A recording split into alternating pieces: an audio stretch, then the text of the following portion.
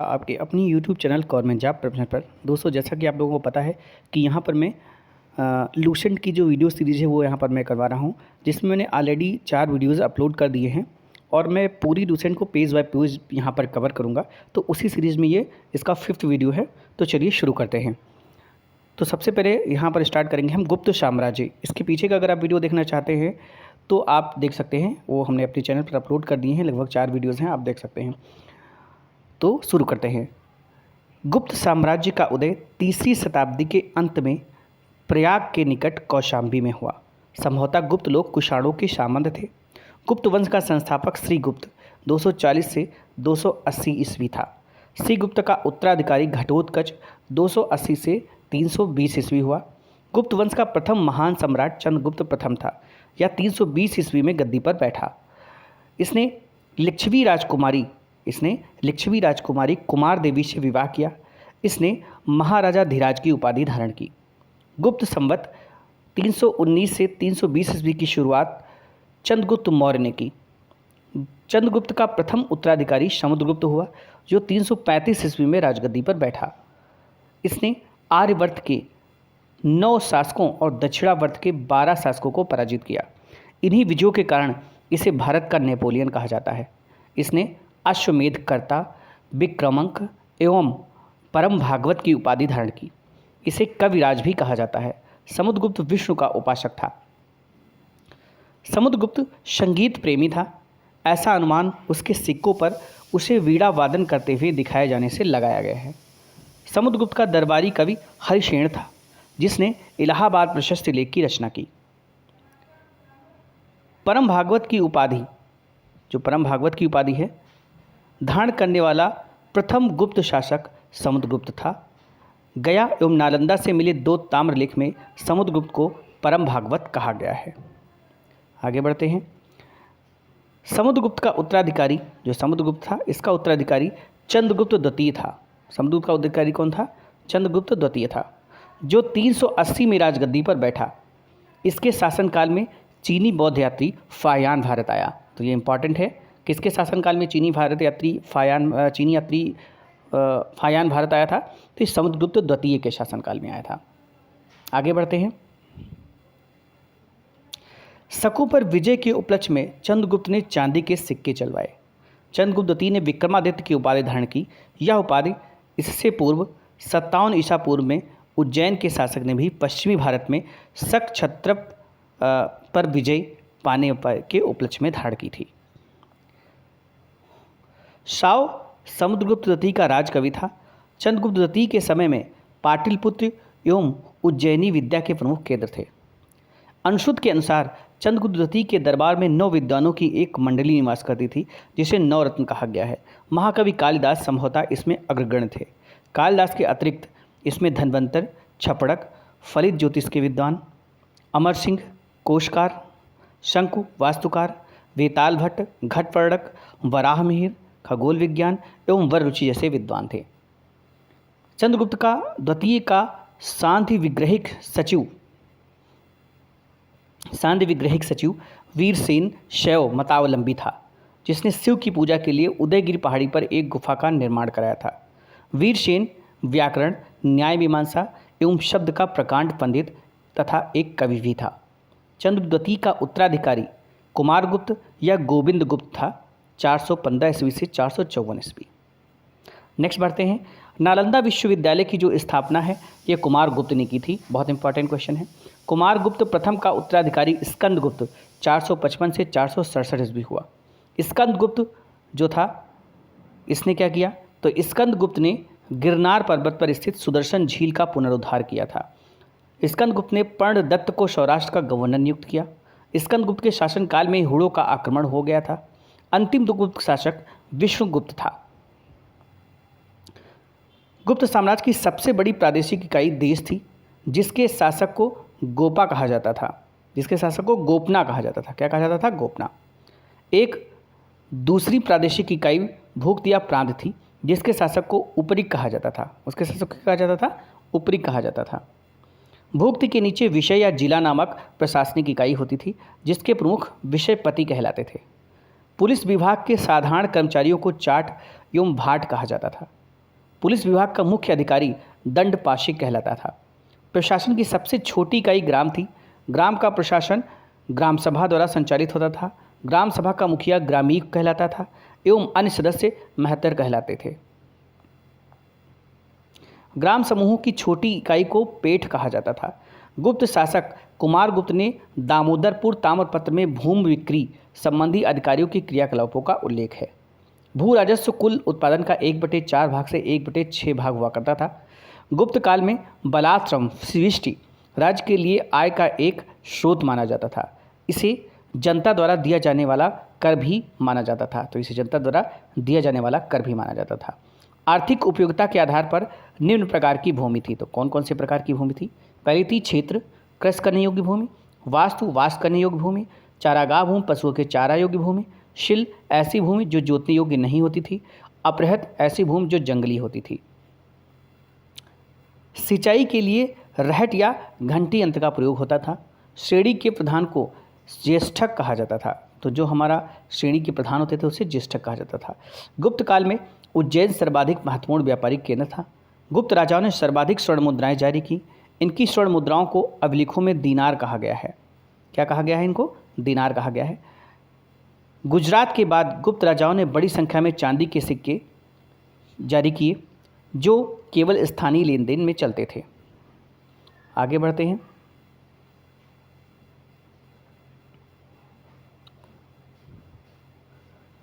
गुप्तकालीन मंदिर और उनके स्थान देख लेते हैं। तो जो विश्व मंदिर है ये है तिगा, जबलपुर मध्य प्रदेश में। शिव मंदिर भूमरा, नागौदा मध्य प्रदेश।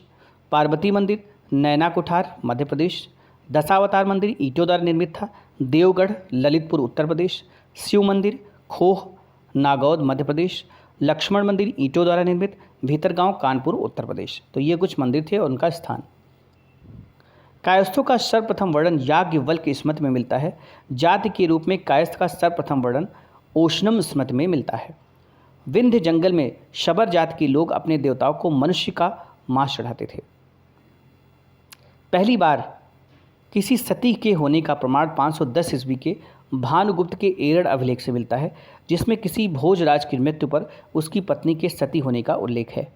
गुप्त काल में वैश्यावृत्ति करने वाली महिलाओं को गणिका कहा जाता था। वृद्ध वैश्याओं का कुटनी कहा जाता था। गुप्त सम्राट वैष्णव धर्म के अनुयायी थे तथा उन्होंने इसे अपना राजधर्म बनाया था। विष्णु का वाहन गरुड़ गुप्तों का राजचिन्ह था। गुप्त काल में वैष्णव धर्म संबंधी सबसे महत्वपूर्ण अवशेष देवगढ़ जिला ललितपुर का दशावतार मंदिर है, यह बेतवा नदी के तट पर स्थित है। अजंता में निर्मित कुल 29 गुफाओं में वर्तमान में क्या है? वर्तमान में केवल 6 ही शेष हैं, जिसमें गुफा संख्या 16 एवं 17 ही गुप्तकालीन है। इसमें गुफा संख्या 16 में उत्कीर्ण मरणासन राजकुमारी का चित्र प्रशंसनीय है। गुफा संख्या 17 के चित्र को चित्रशाला कहा गया है। इस चित्रशाला में बुद्ध के जन्म, जीवन, महाविनिष्क्रमण एवं महापरिनिर्वाण की घटनाओं से संबंधित चित्र उद्धृत किए गए हैं। अजंता की गुफाएं बौद्ध धर्म की महायान शाखा से संबंधित है। गुप्त काल में निर्मित अन्य गुफा बाघ की गुफा है, जो बाघ जिला धार मध्य प्रदेश नामक स्थान पर विंध्य पर्वत को काटकर बनाई गई है। गुप्त काल में विश्व शर्मा द्वारा लिखित पंचतंत्र संस्कृत को संसार का सर्वाधिक प्रचलित ग्रंथ माना जाता है। बाइबिल के बाद इसका स्थान दूसरा है। इसे 5 भागों में बांटा गया है। पहला है, देख लेते हैं कौन कौन से भाग है। मित्रभेद, मित्रलाभ, संधि विग्रह, लब्ध प्रणाश और अपरीक्षाकारित्व। आर्यभट्ट ने आर्यभट्टियम एवं सूर्य सिद्धांत नामक ग्रंथ लिखे। उसने सूर्य ग्रहण एवं चंद्र ग्रहण के वास्तविक कारण बताए। आर्यभट्ट पहले भारतीय नक्षत्र वैज्ञानिक थे जिसने घोषणा की कि पृथ्वी अपनी धुरी पर घूमती है। वराहमिहिर ने बृहत संहिता, पंच सिद्धांत, बृहज्जाक और लघु जातक की रचना की। बृहत संहिता में नक्षत्र विद्या, वनस्पति शास्त्र, प्राकृतिक इतिहास और भौतिक भूगोल के विषयों पर चर्चा की गई है। ब्रह्मगुप्त इस युग के महान नक्षत्र वैज्ञानिक एवं गणितज्ञ थे।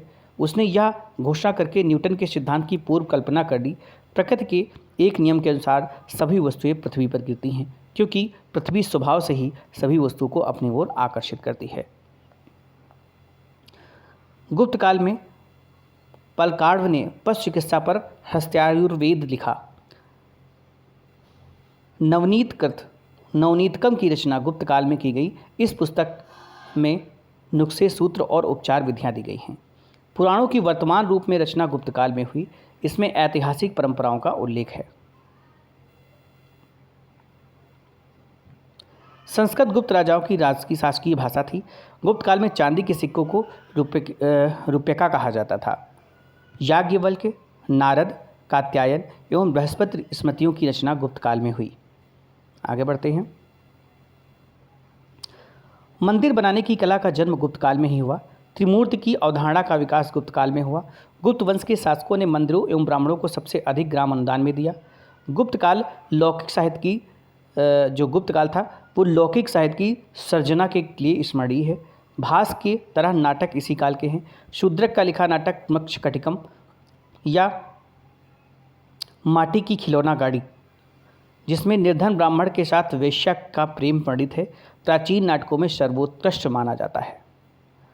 कालिदास की कृति अभिज्ञान शाकुंतलम, राजा दुष्यंत एवं शकुंतला की प्रेम कहानी, जो कि द्वितीय भारतीय रचना है जिसका अनुवाद यूरोपीय भाषाओं में हुआ है।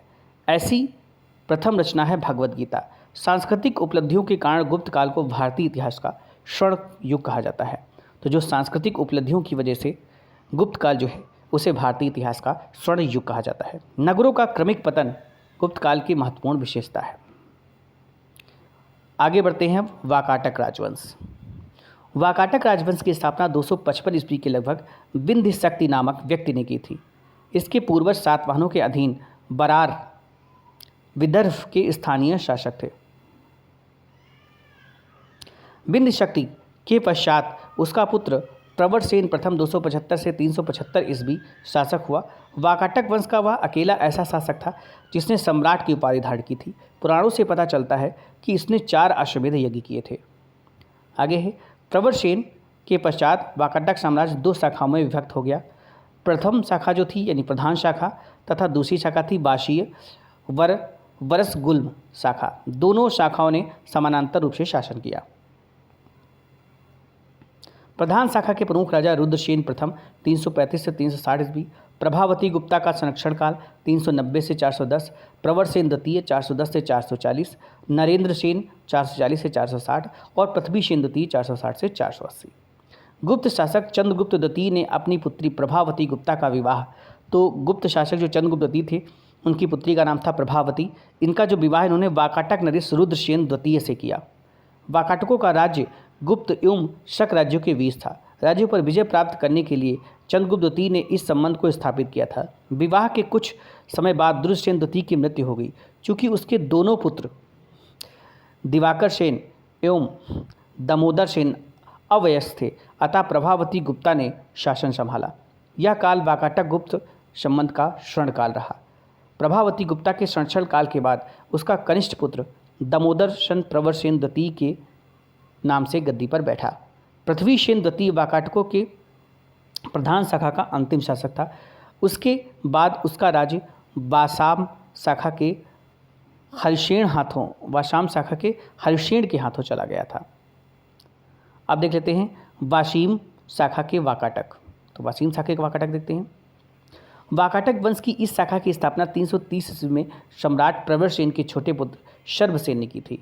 उसने वत्सगुल्म नामक स्थान पर एक स्वतंत्र राज्य की स्थापना की। वत्सगुल्म महाराष्ट्र के अकोला जिले में आधुनिक वाशीम में स्थित था। वाशीम शाखा के प्रमुख राजा सर्वसेन विंध्यशक्ति द्वितीय 350 से 400 ईस्वी, प्रवरसेन द्वितीय 400 से 415 ईस्वी और हरिसेन 475 से 510 ईस्वी। हरिसेन वाशीम शाखा का सर्वाधिक शक्तिशाली शासक था। यह वाकाटक वंश का अंतिम ज्ञात शासक है।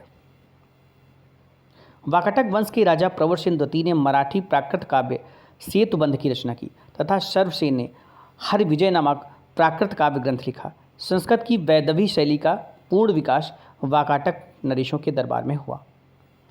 आगे बढ़ते हैं। कुछ विद्वानों का मत है चंद्रगुप्त द्वितीय के राजकवि कालिदास ने कुछ समय तक प्रवरसेन द्वितीय की राजसभा में निवास किया था। वहां उन्होंने उसके सेतुबंध का संशोधन किया तथा वैदर्भी शैली में अपना काव्य मेघदूत लिखा। वाकाटक नरेश ब्राह्मण धर्मावलंबी थे। वे शिव व विष्णु के उपासक थे। वाकाटक नरेश पृथ्वी शेनवती के सामंत व्याघ्रदेव ने नचना के मंदिर का निर्माण कराया। अजंता का 16वां तथा 17वां गुहा विहार और 19वां गुहा चैत्य का निर्माण वाकाटकों के शासनकाल में हुआ। आगे बढ़ते हैं। पुष्यभूति वंश या वर्धन वंश।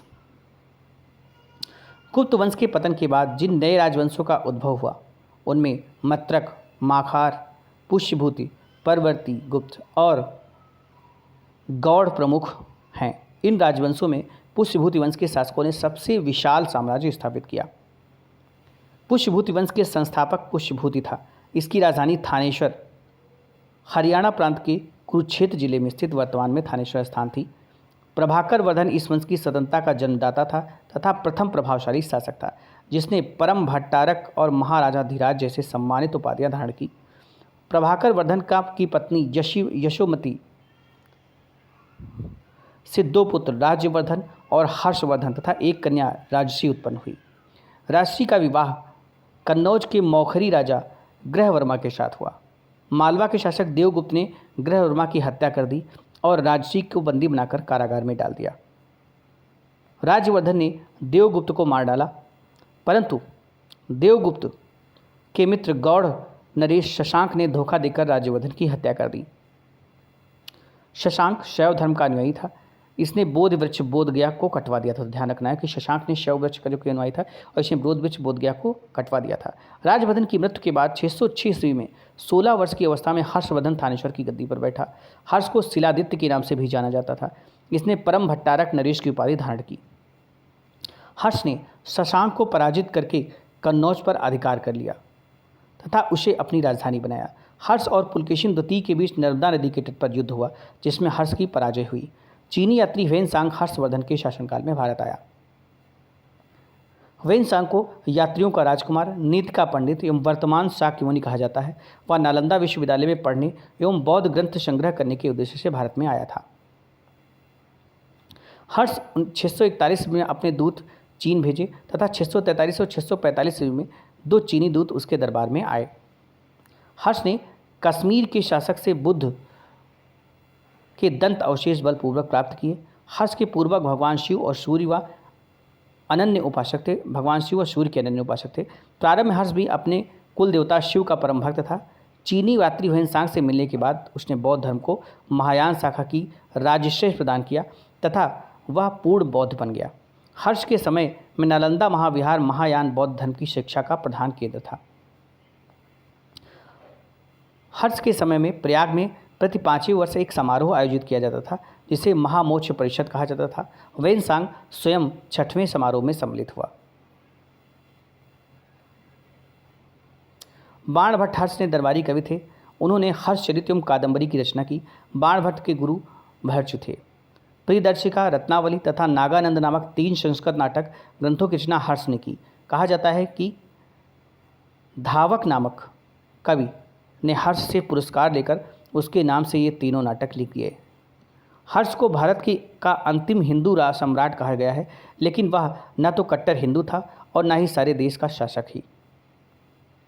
हर्ष के अधीनस्थ शासक महाराज तथा महासावंत कहे जाते थे। हर्ष के मंत्रिपरिषद के मंत्री को सचिव या आमात्य कहा जाता था। प्रशासन की सुविधा के लिए हर्ष का साम्राज्य कई प्रांतों में विभाजित था। प्रांत को भुक्ति कहा जाता था। प्रत्येक भुक्ति का शासक राजस्थानीय, उपरिक्त तथा राष्ट्रीय कहलाता था। भुक्ति का विभाजन जिला में हुआ। जिले की संज्ञा थी विषय, जिसका प्रधान विषयपति होता था। विषय के अंतर्गत कई पाठक आधुनिक तहसील होते हैं। ग्राम शासक की सबसे छोटी इकाई थी। ग्राम शासन का प्रधान ग्रामाक्ष पटलिक कहलाता था। पुलिसकर्मियों को चाट या दंडिक पुलिस विभाग के पुलिसकर्मियों को चाट या भाट कहा गया है। दंडपाशिक तथा दंडिक पुलिस विभाग के अधिकारी होते थे।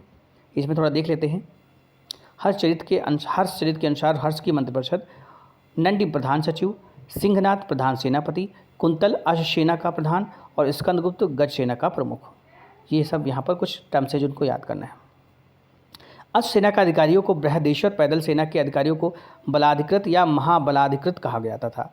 हर चरित्र में सिंचाई के साधन के रूप में तुला यंत्र जल पंप का उल्लेख मिलता है। हर्ष के समय मथुरा सूती वस्त्रों के निर्माण के लिए प्रसिद्ध था। हर्ष चरित्र में प्रांतीय शासक के लिए लोकपाल शब्द आया है। तो ये जो प्रांतीय शासक के लिए लोकपाल शब्द किस में आया है? हर्ष चरित्र में आया हुआ है। अब नेक्स्ट है हमारा दक्षिण भारत के राजवंश, जिनको हम नेक्स्ट वीडियो में देखेंगे। और ये नेक्स्ट इसका जो वीडियो होगा ये प्राचीन भारत का लास्ट वीडियो होगा। इसमें हम पूरे प्राचीन भारत को डिस्कस कर लेंगे, और यानी कि लगभग 6 वीडियोज़ में हमने पूरे प्राचीन भारत को डिस्कस कर लिया है। तो अगर आप वो 6 वीडियो देख लेते हैं तो आप लुसेंट की जो page bye page, line by line प्राचीन भारत का पूरा वीडियो देख पाएंगे। उसके बाद हम मध्यकालीन भारत और फिर आधुनिक भारत को देखेंगे, और फिर geography, polity, history, geography, polity, economy, विविध सारी चीज़ों को हम लोग यहाँ पर देखेंगे पेज बाय पेज। तो दोस्तों अगर आपको वीडियो पसंद आ रहे हैं तो जरूर लाइक करें। मिलते हैं नए वीडियो के साथ, तब तक के लिए थैंक्स फॉर वॉचिंग।